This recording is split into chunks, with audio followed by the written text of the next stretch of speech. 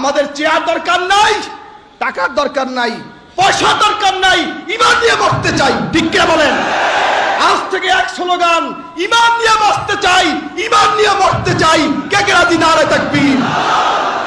বিধায় যারা আকীদা বিরোধী, মাযহাব বিরোধী, তাদের বিরুদ্ধে আপনারা সোচ্চার থাকবেন।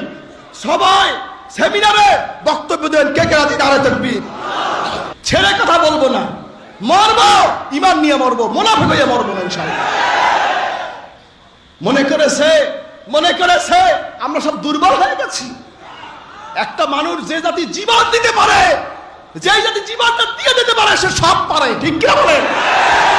আমরা জীবন দিতে শিখেছি। মুজাদ্দিদ আল-ফিসানি শিখদের বিরুদ্ধে যুদ্ধ করে বেদিনের সাথে আপোষ করে নাই, বালাকোটের ময়দানে শাহাদাত বরণ করেছে। আমরা তারই উত্তরসূরি, আমরা বদরের উত্তরসূরি। ঠিক কি বলো? আমরা উহুদের উত্তরসূরি। ঠিক কি বলো?